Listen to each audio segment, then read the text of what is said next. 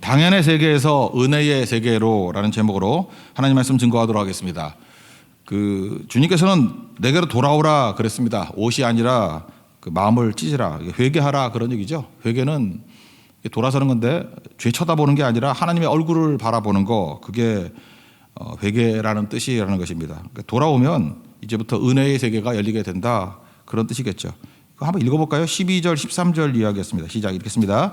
여호와의 말씀에 너희는 이제라도 금식하고 울며 애통하고 마음을 다하여 내게로 돌아오라 하셨나니 너희는 옷을 찢지 말고 마음을 찢고 너희 하나님 여호와께로 돌아올지어다. 그는 의로우시며 자유로우시며 노하기를 더디하시며 인애가 크시사 뜻을 돌이켜 재앙을 내리지 아니하시나니. 하나님의 속성을 의지해서 은혜의 세계로 돌아오라, 이렇게 말씀하셨다는 것입니다. 하나님이 도와주시는 세계죠, 은혜의 세계는. 그럼 뭐 다 풀리게 돼 있지 않습니까? 자전거 탈 때 최고의 도움이 뭐라고 생각하십니까? 이렇게 요즘 한강에도 자전거 많이 타지 않습니까? 어떤 여자분들은 뭐 1,000만 원짜리 이런 거 타고 다니고 그래요. 사실은 한 50만 원도 충분한데, 그죠? 아깝죠. 그렇다 뺏을 수도 없고. 좋은 자전거가 사실은 자전거 탈 때 도움이 된다라고 생각하는 분들도 있고, 또 약간 또 남자분들은 그래요. 엔진의 힘이 좋아야지. 엔진이라는 게 다리 힘이거든요. 넓적다리 힘이 좋아야지, 이렇게 말하는 사람도 있고. 근데 실제로 타보면요, 최고의 도움은 뭐냐 하면은 뒤에서 부는 바람이에요. 자전거하고 바람하고 영향이 엄청 큽니다. 아무리 좋은 자전거를 할지라도 역풍 맞으면 안 나가요. 근데 아무리 생활 바이크라 할지라도 뒤에서 바람이 불면은 싱싱 잘 나갑니다. 그래서 자세를, 속도를 내는 거일수록 이렇게 자세를 낮추잖아요. 그죠? 마운틴 바이크 빼놓고는 이렇게 엎드려서 타고 구부려서 타고, 그죠? 그래, 왜 바람 저항을 막으려고. 그리고 그 저지 같은 거 왜 입는지 아십니까? 그거 입어야 바람 저항이 줄어들어요. 헬멧도 고속으로 달리는 걸 보면은 바람을 갖다 이렇게 저항이 적게 하려고 온갖 노력을 다 하거든요. 그런 것들이 있다라는 것입니다. 그러니까 은혜의 세계는 뭐냐면 뒷바람이에요. 도와주시는 바람, 성령의 바람. 우리 인생도 마찬가지입니다. 뒤에서 은혜의 바람이 불면은 생각보다 그렇게 어렵지 않게 전진할 수 있다라는 것입니다. 그래서 성령의 은혜의 바람이 불면은 일을 한다 그러지 않고 일이 된다 그러잖아요. 우리 오늘도 이제 한 주가 시작이 되는데 성령의 은혜의 바람이 불기를 원합니다. 그럼 일이 될 거예요. 안 될 게 아니라 뭐 모든 일들이 다 넘어가게 된다는 것입니다. 그러므로 이 땅을 살아갈 때 인생에 두 가지 인생이 있다라는 거예요. 하나는 당연의 세계가 있고 또 하나는 은혜의 세계가 있다. 당연의 세계는 뭐죠? 내 힘으로 되는 줄 아는 세계예요. 사실 아침에 깨가지고 어머니가 아침 해 주시고 뭐 이렇게 다 준비 뭐 마련해 주고 그러죠. 철없을 때는, 이게 어렸을 때는 그 당연하다고 생각하죠. 나이가 들면 깨닫게 되죠. 자기가 해보면은 당연한 게 아니었죠. 은혜였죠. 다 준비된 거지 저절로 되는 게 아니었다. 그래서 이 당연의 세계에 있는 사람은 그걸 당연하게 여기니까 저절로 되는지 알아요. 그래서 자기가 해놓은 거 그것만 붙으니까 자랑하죠. 공로 이런 것만 붙으니까 자랑하죠. 그래서 이 생에 자랑이 된다는 것입니다. 그래서 자랑한다라는 거는 철이 없다는 거죠. 본질을 모른다, 그런 뜻이지 사실은 이거는 뭐 진짜는 아니죠. 반면에 은혜의 세계는 특징이 무엇입니까? 당연하게 보는 거 아니에요. 이건 은혜다. 원인이 내게 있는 게 아니라 뭔가 도와주신다. 하나님의 도우심이다. 그러니까 은혜의 세계에 있는 사람들은 100% 감사하게 돼 있죠. 내가 원인이 아니까 감사, 감격 있고 기쁨이 넘쳐나게 된다는 것입니다. 반면에 당연의 세계는 내가 있다고 생각하니까 자랑이 있는 거죠. 그러니까 내 생활 가운데 자랑의 부분이 많다 그러면은 입으로 뭐라 그런지 모르지만 내가 당연의 세계에 있는 것이고, 감사가 넘치고 찬송이 넘치고 그리고 기쁨이 있다 그러면 이거 은혜의 세계로 들어간 것이다. 은혜의 세계는 문제 해결의 열쇠가 하나님께 있다, 이거를 믿는 거다, 이렇게 말할 수 있다라는 것입니다. 그러므로 주님께서 돌아오라 그런 얘기는 무슨 뜻이에요? 당연의 세계를 깨버리고 은혜의 세계로 돌아오라 그런 뜻이에요. 그 시인 가운데 김두한이라는 시인이 계십니다. 이분은 또 이 당연의 세계를 좀 다르게 표현했다. 물론의 세계라고 얘기했어요. 물론이 뭡니까? 한자로 보면 말할 것도 없다 그러잖아요. 물론이지, 그럼 말할 것도 없다 그런 뜻이에요. 물론이지 그건. 그래서 이분은 말하기를 그런 거예요. 우리 이 땅을 살아가면서 다 이렇게 당연하다 그러는 거, 당연하다는 건 뭐죠? 이렇게 당연하다가 말하는 거죠. 당연하지 이렇게 말하잖아요. 근데 말하지 않는 영역이 있죠. 의식의 영역도 있죠. 무의식의 영역. 말하지 않으면서 당연하다고 생각하는 영역을 이 사람은 시인이니까 물론의 세계라 그래서 물론. 그거는 무의식 속에 있는 거예요. 말할 것도 없다. 근데 이거 깨는 방법이 뭐냐면은 표현하는 거래요. 계속 표현하는 거. 그죠? 반대로 표현하는 거죠. 당연하지. 그런 말을 빼버리고 물론의 세계까지도 이기기 위해서는 감사를 표현하는 거죠. 잠깐 말하고 감사하고 찬송하는 거. 그러면 감사가 이 당연의 세계를 깰 뿐만 아니라 물론의 세계도 다 깨버린다. 뭐 시인의 표현인데 참 이건 기독교적인 메시지하고도 거의 맞다고 생각을 합니다. 넓어지고 더 넓어지게 된다라는 것입니다. 은혜의 세계는 하나님이 주도하는 세계입니다. 그래서 하나님이 사랑하시고 우리를 불쌍히 위해서 하나님께서 부어주시는 것으로 시작이 된다라고 말씀하고 있습니다. 18절 은혜의 세계가 열리는 내용을 봅시다. 시작. 그때 여호와께서 자기 땅을 극진히 사랑하시어 그의 백성을 불쌍히 여기실 것이라. 사랑, 불쌍히 여기다. 두 가지 나오죠. 여기서 은혜가 시작이 된다는 것입니다. 하나님이 일하신다는 거예요. 그때부터 은혜의 세계가 활짝 열리게 된다는 것입니다. 사실 이게 오순절의 내용 아니에요. 그럼 이게 또 쪼개다 보면 또 너무 길어질 것 같아가지고 큰 덩어리 두 개를 놓고 보자고요. 은혜의 세계의 결과가 뭐냐? 한 단어로 말한다면 흡족함이에요. 우리에게 풍성해 가지고 흡족함이 넘쳐나게 된다는 것입니다. 성경은 이렇게 묘사합니다. 이렇게 흡족함, 풍요로움, 배부름을 묘사할 때 쓰는 표현이 뭐냐면 일단 곡식이 많다. 그리고 음료수가 포도주거든요. 새 포도주가 넘쳐난다. 그리고 그 다음에 음식에도 들어가고 자기 삶에도 필요한 게 기름이거든요. 기름이 넘쳐난다. 이 세 가지만 있으면은 사실은 그 팔레스타인에 사는 사람들에게서 최고의 조건이에요. 곡식이 넘쳐난다, 새 포도주가 넘쳐난다, 기름이 넘쳐난다. 이건 뭐 도처에 나옵니다. 신명기에도 나오고 이 세 가지는 패키지를 같이 따라다니는 겁니다. 이게 뭐예요? 흡족한 상황이에요. 풍요로운 상황. 하나님께서 이렇게 돌아오면 은혜의 세계를 열어주셔서 흡족하게 만들어주신다. 그렇게 말씀하고 있다는 것입니다. 19절 읽겠습니다. 시작. 여호와께서 그들에게 응답하여 이르시기를 내가 너희에게 곡식과 새 포도와 기름을 주리니 너희가 이로 말미암아 흡족하리라. 나는 다시는 너희가 나라들 가운데서 욕을 당하지 않게 할 것이며. 흡족함은 다른 성경 신명기 같은 데 배부름으로 묘사를 되게 많이 했습니다. 그러니까 배고픈 사람이 없어진다는 거예요. 곡식 있으니까 배고픈 사람 없겠죠. 그죠? 새 포도주가 있으니까 기쁨이 넘치겠죠. 기름이 있으니까 핍절함이 없겠죠. 뭐 이런 거죠. 이거 똑같은 이미지로 그 오순절 이후에 나온 메시지 가운데 사도행전 4장 33절에 이런 표현이 있습니다. 사도들이 큰 권능으로 주 예수의 부활을 증언하니 우리가 큰 은혜를 받아. 그 다음 절에 뭐라고 되냐. 그중에 옛날 성경에는 핍절한 사람이 없었고 새로 번졌던 것은 가난한 사람이 없어졌다. 이거예요. 흡족해지는 거예요. 풍성해지는 거예요. 그래서 큰 권능, 성령의 권능이 임하니까 큰 은혜가 임하게 되고 은혜의 세계가 열리게 되고 한 가지로 묘사한 게 뭐예요? 가난한 사람이 싹 사라져 버렸다는 거예요. 흡족해졌다는 거예요. 가난한 사람이 흡족해질 정도지 뭐 부자야 말할 것도 없죠. 다 넘쳐나게 되더라. 하나님의 은혜의 세계가 열렸다. 사실은 그 요엘서의 내용을 갖다가 사도행전적인 그런 어법으로 이렇게 풀어서 설명한 것입니다. 이런 일들이 벌어지게 되었다. 또 이 비슷한 어법이 어디 나오냐면 오병이어에 나옵니다. 오병이어에 똑같은 나라를 쓰고 있는데 뭐 마태복음 14장 20절에 보니까 다 배불리 먹고 이게 흡족이에요. 다 같은 나라예요. 다 배불리 먹고 흡족해져 가지고 어느 정도로 흡족하느냐 남은 조각이 12바구니에 있었다. 그러니까 먹은 걸로 끝나는 게 아니라 먹다 남았다는 거야. 막 버리지 않고 모았더니 12바구니에 차게 되었다. 이게 흡족함이에요. 하나님의 은혜의 세계가 열리게 되면은 일단 우리가 배부르게 될 것이고 흡족하게 될 것이고 가난한 사람이 없어지게 될 것이고 그 정도가 아니라 오히려 남는 것들을 모았더니 12바구니가 되더라. 남는 것만 해도 먹는 것만큼 또 있더라는 거예요. 이게 성령께서 주시는 은혜의 세계의 흡족함이라는 것입니다. 이런 것들이 교회에 넘쳐야 되고 이것들이 우리 가정에 넘쳐야 되고 우리 하나님 백성들의 삶 가운데 은혜가 이렇게 넘쳐야 된다는 것입니다. 그럼 이렇게 하는 길이 뭐냐? 이게 구하라는 거예요. 구하라는 거. 아버지가 주신다는 거죠. 은혜의 세계는 하나님께서 시작하신다 그랬잖아요. 아버지께 구하면 된다고. 마태복음 7장에 보니까 뭐 구하라, 찾으라, 두드리라.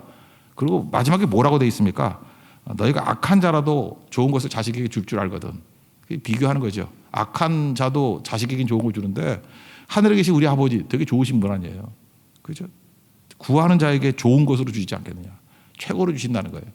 그래서 32절에 보면은 이거 요한 그 사도행전에도 인용된 거죠. 누구든지 여호와의 이름을 부르는 자는 구원을 얻으리라. 마지막에 결론이 그렇게 나오잖아요. 여호와의 이름을 부르라는 거예요. 기도하라는 거지. 뭐 딴 거 있습니까? 구하라, 찾으라, 두드리라. 그러면은 하나님께서 이 모든 것들을 너에게 허락해 주실 것이다. 그러면서 또 한 가지 설명한 게 타이밍을 얘기하고 있어요. 곡식 거둘 때 이게 저절로 되는 거 아니라는 거예요. 우리가 곡식을 이렇게 심고 농사를 짓지만 하나님께서 비를 내려 주셔야 돼요. 그게 은혜의 비거든요. 근데 이거 타이밍에 맞는 비라 그래. 아무 때나 오면 안 되는 거고 씨 뿌릴 때 오는 거를 이른 비라 그러고 추수할 때 거두는 거를 늦은 비라 그래요. 근데 우리하고 달라요. 우리 봄에 씨를 뿌리고 가을에 거두는데 이스라엘 달력은 우리가 계절이 반대니까 거기는 이른 비가 가을이에요. 가을에 씨를 뿌리거든요. 우리식으로 하면은 가을에 씨를 뿌리고 그다음에 늦은 비는 우리식으로 하면 봄입니다. 봄에 거두게 된다. 그래서 그 모든 것들을 타이밍에 맞게 주시게 돼서 우리에게 그 풍족함이 있게 될 것이다. 그다음에 읽어볼까요? 23절, 24절 읽겠습니다. 시작. 시온의 자녀들아, 너희는 너희 하나님 여호와로 말미암아 기뻐하며 즐거워할지어다. 그가 너희를 위하여 비를 내리시되 이른 비를 너희에게 적당하게 주시리니 이른 비와 늦은 비가 예전과 같을 것이라. 마당에는 밀이 가득하고 독에는 포도주와 기름이 넘치리로다. 그러니까 이게 곡식이니까 곡식은 있는 거고 포도주하고 기름이 넘친다. 이게 뭐예요? 흡족함에 대한 상징이잖아요. 하나님의 은혜가 임하면은 항상 이렇게 흡족함이 있게 된다는 것입니다. 그러면서 이렇게 설명하는 것들이 또 뭐가 있냐면 땅도 묘사하고 뭐 동물, 뭐 식물, 그 다음에 시온의 백성들 이걸 다 묘사하는데 하나님 여기에 숙절이 이게 루하흐라는 단어예요. 하나님의 숨이 들어가면 다 힘을 내게 된다는 거예요. 다 힘을 내고 일어서게 될 것이다 이렇게 설명하고 있습니다. 그래서 로마서에서는 이런 걸 또 표현해가지고 피조물들도 뭐 하나님의 아들들이 뭐 이렇게 오는 걸 기대한다 뭐 그런 얘기 나오잖아요. 하나님 백성들이 은혜를 구하게 되면요. 땅이 고침받고 동식물들이 피조물들이 흡족해지고 물론 시온의 백성들은 더 풍성해지겠죠. 다 힘을 내놓다 이렇게 설명하고 있다라는 것입니다. 21절부터 한번 읽어볼까요? 땅 22절 들짐승 그 다음에 23절 모든 자들 21절부터 23절까지 읽겠습니다. 시작. 땅이여 두려워하지 말고 기뻐하며 즐거워할지어다. 여호와께서 큰 일을 행하셨음이로다.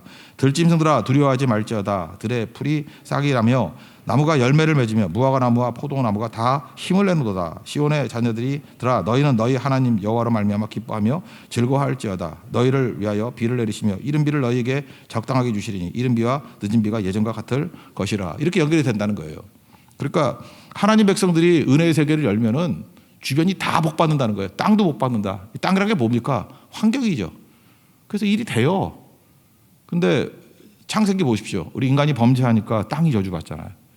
그러니까 이 땅 고친다 그러잖아요. 이 땅 고친다. 솔로몬에게 기도했죠. 역대하 7장에 보면 이 땅 고쳐줄 거야. 회개하고 죽게 돌아오면 이 땅을 고쳐주고 그 다음에 곡식들이 되도록 힘을 주고 시온의 백성들에게 이른 비와 늦은 비로 또 힘을 준다. 힘을 준다고 할 때 이게 루하우예요. 정령의 바람을 불어넣어 준다 이런 거죠. 저렇게 지나가다가 요즘에 뭐 저기 휘발유값 싸게 판다 그러는데 막 이렇게 사람들 막 줄 서 있고 막 그러더라고. 그 저같이 걸어 다녀요. 그건 제일 좋은 거지. 뭐 기름값 좀 아끼겠다고. 되게 비싸진 것 같아. 뭐 2,000원 넘고 막 그러대. 우리 동네도 보면은 그 자동차가 뭐 한 30대쯤 서 있고 막 그래요. 그죠? 좀 싸게 판다 그러면 수요일 날이 싸더라고. 거기 줄 서 있고 막 그러더라고. 근데 거기 가 보니까 뭐가 보이냐면은 그거 아십니까? 춤추는 인형. 이러는 거 봤어요? 나는 그 서 있는 거에 은혜 받는 게 아니라 춤추는 인형에 은혜 받았어. 바람이 들어가잖아. 그 밑에 이렇게 뭐 그 뭐라 그러죠? 그 엔진 돌려가지고 바람 집어넣더라고. 바람 선풍기 같이 바람 집어넣으니까 바람 때문에 움직이는 거예요. 그러면서 혼자 기도했어요. 하나님 저런 성령의 바람을 부어주셔서 주저앉은 사람들이 일어나게 해주세요. 그런 거예요. 딱 고해하기가 똑같은 거예요. 성령께서 이렇게 루아흐라는 호흡, 바람, 숨을 확 불어넣어줘가지고 쓰러진 자들이 다 일어선다는 거예요. 죽은 자가 살아나고 쓰러진 자가 일어나고 잠자는 자가 깨는 일들이 벌어지게 된다. 이게 오순절 때 일어난 거 아니에요? 오순절 때 어떤 일이 벌어졌습니까? 두려워 떨면서 방 안에 숨어있던 사람이 한계를 넘어서잖아요. 방 밖으로 나오고, 그죠? 두려움 이기면서 복음 증거하고 다 이겨버리잖아요. 하나님 바라보니까 그게 오순절의 능력이더라 그런 겁니다. 특별히 여기 28절 뭐 오순절 인용했던 말씀인데 늙은이들이 꿈 잘 못 꾸잖아요. 꿈 꾼다 그러고 젊은이들이 비전 잘 못 보잖아요. 이상을 보고 환상 본다. 다 일어서게 된다. 이게 바로 무엇입니까? 이게 흡족하게 만드는 일이라는 거예요. 그러므로 우리가 해야 될 일이 뭐냐? 기도해서 성령 구하십시오. 성령께서 우리에게 은혜의 세계를 확 열어주시면 우리 삶 전체가 다 흡족해진다는 거예요. 땅이 흡족해지고 그 다음에 우리 주변의 환경들이 흡족해지고 물론 시온의 백성들이야 말할 것도 없죠. 흡족해지는 승리를 맛보게 될 것입니다. 우리 5월달 시작되는데 우리 교회 또 우리 가정, 직장과 학교에서 이런 성령께서 주시는 성령의 바람이 불고 흡족하는 역사가 나타나는 축복이 임하기를 기원합니다. 또 한 가지는 확산이에요. 두 번째 이거죠. 두 번째 내용은 수치를 당하지 않게 한다는 거예요. 그리고 장벽을 뛰어넘는다는 것입니다. 그래서 오순절 때 보세요. 꼭 120명만 사는 게 아니라 주변 사람 다 살리게 되잖아요. 그래서 살아나게 되는 역사가 나타나게 된다. 그러니까 수치를 깨버린다 그런 얘기를 먼저 하고 있습니다. 26절 27절 읽겠습니다. 시작. 너희는 먹되 풍족이 먹고 너희에게 놀라운 일을 행하신 너희 하나님 여호와의 이름을 찬송할 것이라. 내 백성이 영원히 수치를 당하지 아니하리로다. 그러니 내가 이스라엘 가운데 있어 너희 하나님 여호와가 되고 다른 이가 없는 줄을 너희가 알 것이라. 내 백성이 영원히 수치를 당하지 아니하리로다. 그러니까 은혜의 세계가 열리지 않는 곳에서는 수치의 세계라는 거예요. 수치. 여러분 그 힘 있는 사람들이 하는 일이 뭔지 알아요? 사람을 수치를 줘. 수치를 주면은 말을 잘 들어요. 대표적인 옛날 군대 같으면 그런 거 있죠. 일부러 상관이 와가지고 막 수치를 줘. 그죠? 옷도 이렇게 바보 같은 옷 입히고, 그죠? 군복도 막 큰 옷, 막 씻어진 옷, 막 이런 거 입히고 수치를 준다고. 그 말을 잘 들어요. 저는 직접 들은 거 아니고 영화에서 많이 본 거예요. 이렇게 교도소에 가면은 옷부터 벗긴다며, 그죠? 옷부터 벗겨. 그 수치스럽죠. 그리고 그러면 그렇게 말을 잘 듣기 시작한대. 팬티 하나 입혀놓으면 말을 너무너무 잘 듣는데. 그래서 옛날에 무슨 뭐 이렇게 쿠데타거나 뭐 이렇게 학살하거나 뭐 그럴 때 사진들 보면은 다 이렇게 팬티만 입히고 이렇게 끌고 가잖아요. 그죠? 수치를 주면 말을 잘 듣는다는 거예요. 그러니까 아카마이가 쓰는 방법이 뭐예요? 하나님 백성들에게 수치를 줘서 복종하게 만드는 거예요. 끌고 가게 만드는 거예요. 근데 성령께서 하시는 게 뭐예요? 수치를 가지고 다스리는 그 시스템을 깨버리겠다는 거예요. 누가 하나님 백성들을 수치스럽게 만드느냐, 뭐 이런 거죠. 요즘에 그 영화 드라마죠. 파친코에서도 그 자이니치라 그래서 뭐 제1이라며 제1 조선인들, 우리 한국 사람들 그 낙인 찍기 하는 거 아니에요. 레이블링이라고. 그래서 관동 대지진이 있을 때 뭐 물에 독을 탔다, 뭐 지나가는 처녀 뭐 겁탈한다, 뭐 이런 식의 헛소문을 퍼뜨려가지고 엄청나게 많이 학살시켰잖아요. 이유가 뭐예요? 진짜 일본 놈이라고 말해야 돼. 나쁜 놈들이죠. 이유가 뭐예요? 자기 공동체를 지키기 위해서 제1 조선인들 낙인 찍은 거예요. 그래서 그들에게 낙인 찍히면 자기들이 보호가 되거든. 그 뭐 히틀러가 했던 일들하고 똑같은 거지. 유태인들 학살함을 통해서 자기들 보호하려고. 이게 낙인 찍기라고요. 자기를 정당하기 위해서 다른 대상에게 수치를 줘요. 그럼 원래 그 수치가 내 수치였는데 더 나쁜 놈이 있어. 그러니까 욕하다 보면은 자기 수치가 가려져. 모든 권력자들이 다 이런 짓들이에요. 누구를 뭐 지나치게 공격하고 지나치게 악질로 만드는 건 뭐냐면 똑같은 놈이 있기 때문에 그래요. 자기 수치를 가리려고. 이거 여기 사람과 이지매 이런 거잖아요. 왕따. 그러니까 왕따가 있고 이지매가 있는 사회, 특별히 그 학교에서 이런 거 많잖아요. 미국에서는 스쿨 불링이라고 그래가지고 거기서도 집단 괴롭힘 이런 게 있거든요. 이유가 뭐냐? 청소년기 때는 자아에 대해서 예민하거든. 자기가 진짜 본질이 너무 초라한 거야. 그러니까 못 견디는 거야, 애들이. 못 견디가 어떻게 돼요? 그거를 가리기 위해서 제일 약한 애를 괴롭히는 거예요. 그래서 걔를 비난하고 수치를 주는 걸 통해서 자기의 괴로움을 벗어나는 거예요. 정말 치사한 거죠. 그러니까 이게 하나님의 은혜가 없는 세계는 이러고 산다는 거예요. 그래서 권력을 왜 가지려고 그래요? 잠깐 자기 죄를 숨기려고. 남에게 수치 줘가지고 희생양 삼아가지고 자기 수치를 숨기려고. 이거를 이론적으로 설명한 사람은 칼 융이에요. 칼 융의 그 이론 가운데 그 두 가지, 정신문서와 칼융이요. 두 가지가 있잖아요. 하나가 페르소나라는 거, 가면 쓰는 거. 인간은 가면 쓴다. 가면 쓰는 거는 의식의 세계죠. 이렇게 눈에 보이는 거 가면으로 웬만큼 돼. 근데 가면 너머의 세계가 있다는 거예요. 그 사람은 이제 그림자 원형이라고 그래서 그림자. 우리 무의식의 세계에 그림자가 있어. 그림자가. 이 그림자는 이거 가릴 수 있는 게 없는 거예요. 이 가면 갖고 안 돼. 페르소나 갖고 안 돼. 그러니까 그거 하는 일이 뭐죠? 자기의 어둠, 이 그림자를 가리기 위해서 남을 공격하는 거죠. 수치를 조금 더 공격하는 거. 이게 이 사람들은 이제 뭐 심리학자고 이제 정신분석학자고 이러니까 이런 거 연구해가지고 이렇게 이론 만들어 놓은 거죠. 이게 인간의 본성이에요. 이렇게 죄 처리하는 게 아니에요. 어떻게 해야 되죠? 예수 우리들의 밝은 빛 가운데 나가야 돼요. 누구 수치 줘가지고 해결되는 거, 그 죄 해결 안 됩니다. 나중에 같이 망해요. 나중에 그 범죄자 되는 거죠. 우리 죄 밝은 빛에 나가서 내가 회개해야죠. 이렇게 죄인입니다. 부끄럽습니다. 누굴 비난할 게 어디 있어요? 내가 수치죠. 내가 문제죠. 그 예수님의 십자가 보도록 되어 있잖아요. 보혈의 피로 우리를 씻어주시고 부활의 능력으로 우리에게 승리의 길을 이끌어 주신다. 그 은혜의 세계죠. 은혜의 세계만이 우리 죄 문제를 해결할 수 있습니다. 여러분, 저는 이렇게 생각해요. 그 90년대 이후에 이 한국에도 너무 이렇게 뭐 사역이 너무 많이 들어왔어. 그래서 맨날 보면 맨날 치유한다 그러는데, 병 치유, 육체적인 병. 그건 사실 지금은 일부잖아요. 다 정신병 아니에요? 다들 뭐 우울증 걸리고 맨날 약 먹고, 뭐 약 먹는 거지 대부분이 뭐 다 정신병 약 아니야? 공황장애라 그러고 못 견디고 막 하는 것들. 이게 다 이유가 뭐냐? 칼륨 얘기하고 똑같은 거라고요. 그림자 영역을 예수 앞에 나서 회개를 풀어야 되고 주님 나를 불쌍하게 해주세요. 그리고 은혜의 빛 가운데서 풀어야 되는 건데 지금도 그래요. 교인들도 그러잖아요. 뭐 자기 약점 있으면 가면 쓰고 나와가지고 아닌 척하고 뭐 행복한 척하고 그거 아니면 어떻게 해요? 또 은근히 병들면은 자기도 모르게 이렇게 한다고 그림자 원형 가지고 누구 공격해요. 그래서 말 많이 하는 분들 보면 불쌍한 거예요. 이거 뭐냐? 자기가 너무 괴로우니까 남이라도 욕을 해가지고 살아남으려고 하는 거라고. 그러니까 지옥이 돼버리는 거죠. 예수 외에는 해결될 길이 없다라는 것입니다. 그래서 여기서 이렇게 왕따시키고 공격할 수 있는 최고가 낮은 계층이 남종과 여종이잖아요. 근데 성령께서는 다 살린다는 거죠. 심지어 남종과 여종에게도 성령이 임하게 된다. 그러죠. 29절 읽겠습니다. 시작. 그때 내가 또 내 영을 남종과 여종에게 부어줄 것이며. 이게 성령의 민주화예요. 누구에게 다 간다라는 거예요. 성령, 카리스마 있는 소수의 지도자에게 임하는 게 아니고 여러분 이단 같은 데 가보세요. 가보면은 그 이상한 놈 하나가 딱 올라가지고 교주라 그래. 그리고 모든 카리스마를 혼자 다 있대. 내가 성령의 은혜를 내가 다 받고 내가 능력 있고 내가 기도해야 낫고 내가 안수해야 일어나고 다 내가. 그러니까 이단이지. 오순절의 특징이 뭔지 알아요? 성령께서는 만민에게 모든 백성에게 이게 뭐 늙은이 젊은이 뭐 다 나오잖아요. 그게 뭐야? 만민이란 뜻이야. 만민 모든 사람에게. 그리고 심지어 어디까지요? 이렇게 그림자 원형으로 이렇게 공격 수치 대상이 되는 남종과 여종에게까지도 성령이 임하게 될 것이다. 그러니까 성령이 임하면 나타나는 현상이 뭡니까? 장벽이 다 철폐된다는 거예요. 벽이 다 없어지고 전체가 하나가 된다. 그런 뜻이죠.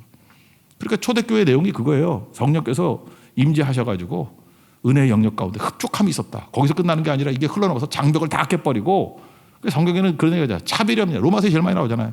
그런데 우리가 믿는 예수 그리스도의 복음의 능력의 영역이 그 예수 믿는 거에서 임하는 의인데 차별이 없다고. 유대인이나 헬라인이나 차별이 없다고. 높으냐나 낮으냐 차별이 없다고. 남종과 여종에게 임하는 성령 논이니까 그렇죠. 그래서 교회의 건강함이 뭐냐? 성령이 임했는지 안 임했는지는 이렇게 차별이 있는지 없느냐 그걸 보면 알 수 있고 그 중에서 그 제일 약한 사람들을 바라보면 알 수 있다는 것입니다. 제가 한번 물어볼게요. 우리 몸의 중심이 어디입니까? 몸의 중심이 어디예요? 배꼽 그런 소리 하지 말고 몸의 중심이 어디예요? 허리예요? 허리가 중심인가? 그거는 육체로만 바라보는 거죠. 또 어떤 사람은 그래요. 생각하는 뇌가 중심이라고. 정신적으로 바라보는 거죠. 또 어떤 사람은 피 끓는 심장이라고. 이거는 또 감정을 중심으로 보는 거죠. 그 정세훈이라는 분이 있습니다. 몸의 중심이라는 시를 하나 썼어. 그거 참 재밌는 것 같아요. 그죠? 우리 몸의 중심은 어디냐? 아픈 곳이래요. 우리 몸이 움직일 때 어디를 중심으로 움직여요? 아픈 곳을 중심으로. 예를 들어서 손가락 끝에 뭐 가시가 찔렸다 그러면 온통 몸의 중심이 어디예요? 이거 중심으로 움직여야죠. 이렇게 막으면서, 그죠? 이거 뒤로 빼면서. 몸의 중심이 바뀌어버려요. 아픈 데가. 허리 아픈 사람은 맨날 허리 잡고 다니고요. 다리 아픈 사람은 맨날 다리를 중심으로 움직여가요. 그죠? 다리가 감당할 만큼 갈라 그러고, 그 다음에 계단도 못 올라가고, 그죠? 왜요? 아픈 곳 중심으로 움직이는 거거든. 교회가 건강하다는 게 뭔지 알아요? 가장 아픈 사람 중심으로 움직여가는 거. 그게 건강함이에요. 몸의 중심은 아픈 곳이에요. 아픈 곳. 정세훈 씨, 그대로 한번 읽어드릴까요? 몸의 중심은 심장이 아니다. 몸의 중심은 허리가 아니다. 몸이 아플 때 아픈 곳이 중심이 된다. 가족의 중심은 아빠가 아니다. 아픈 사람이 가족의 중심이 된다. 뭐 이런 거예요. 그러니까 성령께서 임하게 되면요, 이게 장벽이 철폐되면서 이게 힘 있고 뭐 잘 나가고 이런 사람이 중심이 되는 게 아니라 아픈 사람이 중심이 돼요. 아픈 사람이. 성령이 그런 거 아니에요. 아픈 사람을 치유해 준 쪽으로 나가는 거라고. 예수님께서 공생을 시작하시면서 마가복음 보면 1장에 거기 나병 환자를 고치는 것부터 시작이 돼요. 1장 뒷부분에 보면 나병 환자를 고치는 게 중요한 터닝 포인트라고. 나머지 뭐 병자 고치는 거 귀신 쫓아내는 거 있는 건데 그건 이게 나열하는 의미고, 중요한 스토리가 들어가는 사건은 1장 마지막 41절부터 나오는 나병 환자를 고치는 사건이라고. 구약 성경의 핵심이 뭔지 알아요? 정통과 뭐 비정통의 척도가 되는 게 뭐냐면 구약은 정결법이야. 정결하면 정결할수록 정통이야. 더러우면 더러울수록 비정통이고. 그러니까 세리 이런 거 인간 취급도 안 하고, 뭐 창기 이건 뭐 더러우니까 말할 것도 없고. 그래서 걔네들은 밥 먹고 하는 일이 뭐냐면 누가 정결하냐. 정결하면 정통이고 불결하면은 그 벌놈들이에요. 그러니까 정통의 중심이 정결이라고. 그래서 정결함에 대해서 얼마나 관심이 많았는지 먹는 거. 그래서 정결법에서 먹는 거, 뭐 뭘 먹어야 되고 뭘 더러운 게 먹지 말아야 되고, 그 다음에 뭐 이런 거 있잖아요. 뭐 남자들이 뭐 설정하면 뭐 7일 뭐 부정해지고 이렇게 뭐 묻는 거. 여자들 생리하거나 뭐 출산하거나 피 흘리잖아요. 그러면 그것도 불결함으로 쳤다고. 그러니까 모든 기준이 뭐예요? 정결함. 정결법의 기준이에요. 모든 게. 근데 모든 게 전부 다 정결하게 만드는 방법이 있어요. 뭐 어떻게 하면 정결해져. 그게 이제 레위기 10장부터 쭉 나와요. 정결법에 대한 게 13장의 하이라이트고. 근데 거기 안타까운 게 하나 나와요. 정결법 뭐를 하든 간에 무슨 짓을 해도 정결해지지 않는 사람이 하나 있어. 그게 저주죠. 정통이 정결에 의해서 결판이 나는데 정결할 수 없는 자가 있다고. 그게 나병한 자예요. 레위기 13장 45절 46절 보니까 이 사람은 정결할 법이 없어요. 그러니까 정결하지 않으니까 이런 사람과 접하면 다 불결해져. 그러니까 어떻게 합니까? 옷을 찢고 나병한 자는 머리를 풀고, 나병한 자는 머리 묶으면 안 돼요. 풀고 다녀. 그래서 나병인지 다 알아. 머리서도 머리 풀고 다니까. 윗입술을 가리고. 윗입술을 가린다는 건 뭐예요? 여기까지 천으로 막 가린다는 거죠. 우리 지금 마스크 쓰는 거 나병 환자 같이 하는 거야. 윗입술까지 뭐가 천이 내려와야 돼. 구멍만 뚫어놓고. 그게 나병 환자예요. 머리 풀어 헤치고. 우리 그 옛날에 뭐 누가 그 사형시키는 망나니 같은 모습이죠. 머리카락 풀어 헤치고. 뭐 천이 내려와서 윗입술까지 가리고. 그 다음에 외쳐야 돼요. 부정하다, 부정하다. 누구 사람이 갖고 오면 부정하다, 부정하다. 이 사람은 뭐라 해요? 늘 부정할 거래요. 늘 죽을 때까지 부정해. 늘 부정할 것이라고. 부정한 자는 혼자 살아야 돼요. 우리도 코로나 때문에 뭐 격리되고 그랬던 사람이 있잖아요. 우리 상하이가 지금 요즘에 격리시킨다면서요. 어저께 제가 뉴스 보니까 한 외국인이 거기 뛰쳐나오려고 잡혔어. 그랬더니 뭐 살려줘요, 살려줘요. 나가고 싶어, 나가고 싶어. 근데 끌려가더라고. 상하이 안 가길 다행이야. 여러분 감사히 여기십시오. 상하이에 있으면 철조망 속에 갇혀 있어요. 뭐 걸리든 안 걸리든 간에. 그러니까 우리가 격리하면서 느꼈던 게 뭐예요? 격리 당하면서 많은 사람들이 막 미치려고 그래요. 병 자체보다도 막 공황장애 오고 막 그런 사람 많아요. 그죠? 막 땀 흘리고 막 폐소공포증 생기고. 그게 나갈 길이 있다고 그러면 되는데 없잖아요. 근데 우리도 격리의 경험을 해봐서 알잖아요. 나병 환자는 평생이 격리예요. 홀로 살아야 됩니다. 대부분 예수님의 병들이 예수님이 뭐 아버지가 데리고 나오거나 뭐 마가복 2장 같은 데는 그 친구들이 뭐 이렇게 중풍병 환자를 이렇게 4명이 데리고 뭐 지붕 내리고 그러잖아요. 같이 오잖아요, 같이. 근데 나병 환자는 홀로 와요, 예수님께. 하실 수 있거든. 나를 깨끗하게 해 주십시오. 하실 수 있거든. 깨끗하게 해 주십시오. 전 예수님의 그 마음이, 예수님의 마음의 중심이 약한 아픈 곳에 있다는 걸 느껴요. 이거 여러분 대단한 일이에요. 예수님께서 손 대셨어요. 그죠? 손 대시고 손을 내밀어 그에게 대시며 원한다 깨끗함을 받으라. 예수님이 병 고치는 방법은 두 가지예요. 가라사대 치료법이 있고요.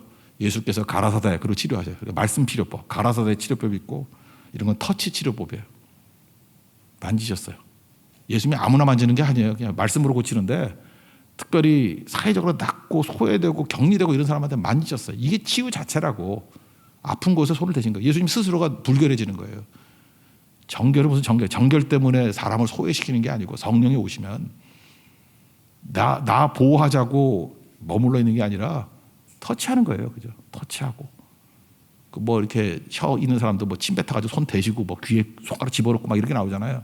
다 사회적으로 가장 아픈 사람들이에요. 가장 소외된 사람들. 그렇게 고치셨다는 것입니다. 성령은 그런 거예요. 철폐된 것들을 뛰어넘어서 넘어가는 것들이 있다. 우리 하나의 핵심은 이거예요. 성령께서 오시면요. 수치심 주는 거를 통해 가지고 질서 잡으려고 하는 세상 질서를 깨버린다는 거예요. 아픈 곳을 향해서 터치하며 나아가는 거, 말씀 들고 나아가는 거. 그게 성령의 세계의 모습이다. 잊지 말고 온전하게 서 있는 믿음의 종 되기를 바랍니다. 그럼 이거 적용해보면 뭔지 생각 들죠? 교회 안에서도 그런 거 생각나시죠? 어떤 사람 왕따 시키고 막 이렇게 죄인이다 그러고 막 몰아가고 그러면서 느끼는 게 뭐예요? 우리 교회는 이만큼 깨끗한 교회야. 이렇게 죄인들을 갖다가 막 정죄하고 몰아낼 정도로 우리는 의식이 살아있어. 이게 세상이라는 거예요. 망할 놈들이죠. 예수님 볼 때는. 그런 거죠. 그러니까 장벽을 철폐하는 거예요. 교회에서는 남종이나 여종이나 다 성령 충만해질 수 있고 수치로 대우받지 아니하고 그는 하나님의 자녀로 대우받고 그에게도 성령이 임하셔서 세상의 장벽을 깨는 도구로 쓰임받을 수 있다. 그걸 보여주는 겁니다. 이렇게 생각한다 그러면 어저께 말씀을 나눴던 왜 핍박자인 사울을 이방인의 사도로 나의 택한 그릇이라고 했던 이유를 아시겠죠. 그건 또 믿는 사람 입장에서는 그건 더러운 사람이었잖아요. 그조차도 성령께서 임재하시면은 하나님 앞에 능력 있게 쓰임 받을 수 있다. 잊지 말고 이 정신을 가지고 오늘도 성령 안에서 승리하는 하나님의 종 되기를 축원합니다. 예, 자리에서 일어나겠습니다. 예수 우리들의 밝은 빛 찬양하겠습니다.